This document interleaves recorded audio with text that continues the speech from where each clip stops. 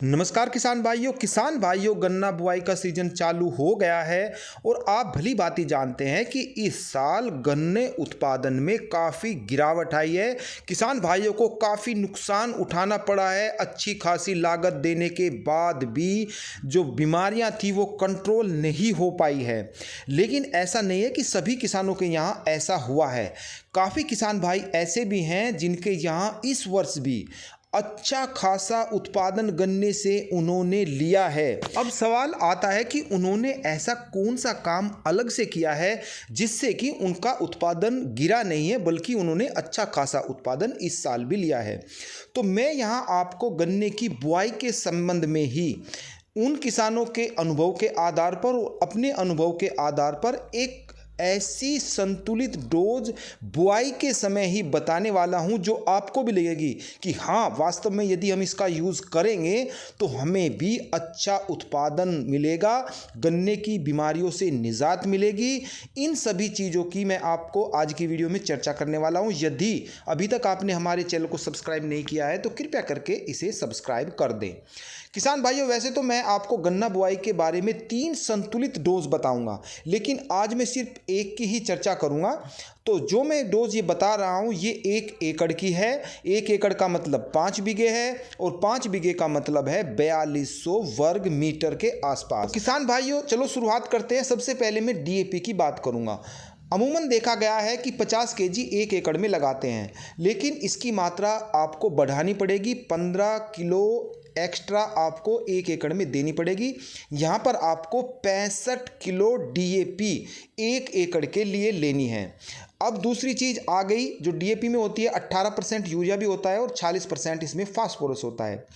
इसके अलावा आपको 30 केजी पोटास लेना है। पोटास एक प्राइमरी तत्व है और इसी के साथ 5 केजी सल्फर भी लेना है। अब मैंने 2 चीज़ों को क्यों बताया है, क्योंकि जो ये 2 खाद हैं, पोटास और सल्फर, ये केवल एक ऐसा काम करते हैं जो अन्य खाद नहीं करते, रोगों से लड़ने की क्षमता बढ़ाते हैं। इन खाद की सबसे स्पेशल बात यह है, अन्य जो खाद हैं उनसे बढ़वार होगी, जड़ों का विकास होगा, पौधे पर अच्छा रंग भी आएगा। तो लेकिन ये जो काम करेंगे पोटास और सल्फर, खाद के साथ साथ ये पौधे में रोगों से लड़ने की क्षमता बढ़ाते हैं। तो इन खाद को बुआई के समय आपको ज़रूर देना है, ये बात को आप अंडरलाइन कर लीजिए। और साथ ही साथ मैं आपको ये भी बता दूं कि पोटास तो खैर प्राइमरी तत्व है और सल्फर सेकेंडरी तत्व है, तो 5 केजी आपको लेना है। इसके अलावा 30 केजी यूरिया लेना है, क्योंकि डीएपी में भी 18% यूरिया आप मिल गया तो अलग से ज़्यादा की मात्रा की ज़रूरत नहीं है। 30 केजी ही 1 एकड़ के लिए काफ़ी है। अब मैं बात करता हूँ, आपको 5 केजी फिप्रोलिन यानी कि रिजेंट लेनी है। आपको ये लिक्विड नहीं लेनी, ये आपको दानेदार लेनी है। 5 केजी लेनी है, इसे आप रिजेंट के नाम से जानते हैं, तो 5 केजी आप दानेदार रिजेंट लीजिए। बायर कंपनी की बहुत अच्छी आती है, थोड़ी महंगी पड़ती है लेकिन उसका रिजल्ट बहुत अच्छा है। यहाँ पर आप इसको लिक्विड नहीं लीजिए, क्योंकि लिक्विड को आपको रेत में मिला करके दुकानदार कह देता है कि आप इसका इस्तेमाल करें, लेकिन उसका वो रिज़ल्ट पहली साल नहीं मिला जो दानेदार का रिज़ल्ट होता है। अब दूसरी चीज़, इसके अलावा यदि आप ये नहीं देना चाहते तो कार्टअप ले सकते हैं, वो भी दानेदार, इसको भी आप मात्रा 5 केजी रखिए। इसके अलावा आपको थायो लेनी है 750 ग्राम पर एकड़ में, ये काफ़ी होती है। किसान भाइयों, इनके अलावा यदि आप थोड़ा सा खर्चा ज़्यादा कर सकते हैं तो 10 केजी सागरिका ले लीजिए 1 एकड़ के लिए। इसके अलावा आप इसको नहीं लेना चाहते तो एक पीआई कंपनी की बायोवीट आती है, उसको ले सकते हैं।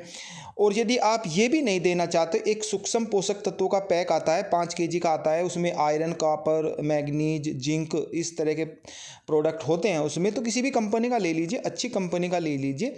5 केजी 1 एकड़ के हिसाब से आप इसको भी ले लीजिए।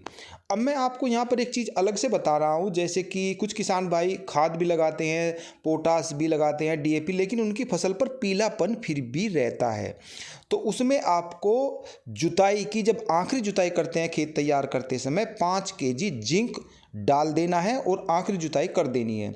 मैं आपको इसलिए बता रहा हूँ कि कुछ किसान भाई जिंक को खादों के साथ भी इस्तेमाल करते हैं, तो ये उसमें बिल्कुल भी गलती ना करें, क्योंकि इसका रिएक्शन होता है डीएपी के साथ, तो इसको आपको किसी भी खाद के साथ नहीं मिलाना है।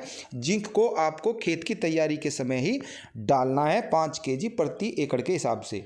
इसे आप प्रत्येक वर्ष न डालें, क्योंकि एक बार यदि आपने अपने मिट्टी की जांच नहीं करवाई है और खेत में आप डाल रहे हैं तो 5 साल तक कोई ज़रूरत नहीं होती। एक बार यदि डाल दी तो कम मात्रा में इसकी ज़रूरत होती है, क्योंकि ये सूक्ष्म पोषक तत्वों में आता है, ये प्राइमरी और सेकेंडरी तत्व में भी नहीं आता, तो उसकी बहुत ही कम मात्रा होती है जो पौधा लेता है।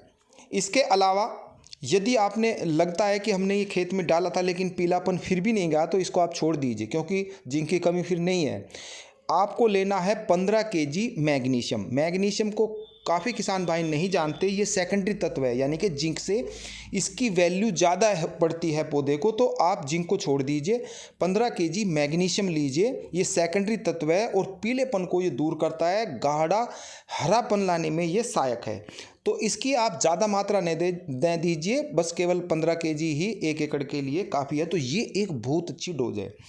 किसान भाइयों, अब मैं थोड़ा सा आपको कुछ अलग से बता रहा हूँ, जो पहले साल के अनुभव सामने आए हैं उन किसान भाइयों के, मैं उसी आधार पर आपको बता रहा हूँ। आपको यदि अलग से फिप्रोलिन नहीं देने की ज़रूरत है, फिप्रोलिन मत दीजिए, कार्टप भी नहीं दीजिए, यानी कि कोई आपको कीटनाशक अलग से नहीं देना है। उसके स्थान पर आपको एक सिरा सागी आती है, इफ़को कंपनी की होती है, 100 ग्राम 1 एकड़ के लिए काफ़ी होती है। इसमें जो 2 सोल्ट होते हैं, 40% इसमें फिप्रोलिन होते हैं यानी कि रिजेंट, और 40% इसमें लैम्बडा होता है। 2 टेक्निकल इसमें हैं। इनकी आपको 100 ग्राम पानी का घोल बना करके, और जब गन्ने की बुआई होती है, जो गन्ने का बीज होता है, टुकड़े होते हैं, जब बुआई कर चुके होते हैं तो उस पर आपको स्प्रे लगाना है। जब आप उस पर डायरेक्ट स्प्रे लगा देंगे तो बहुत ही गजब का शानदार रिजल्ट आएगा।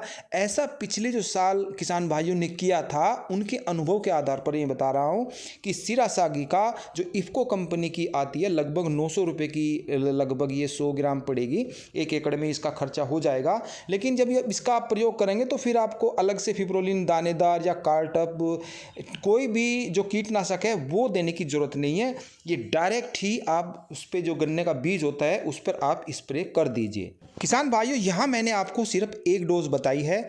बुआई के टाइम कुछ अन्य किसानों के भी अनुभव हैं और जो आप अलग से और भी कर सकते हैं। इनके अलावा, इन खादों के अलावा दूसरे खाद भी आप लगा सकते हैं। उसकी जानकारी मैं आपको अगली वीडियो में दूंगा। तब तक के लिए सभी किसान भाइयों को नमस्कार।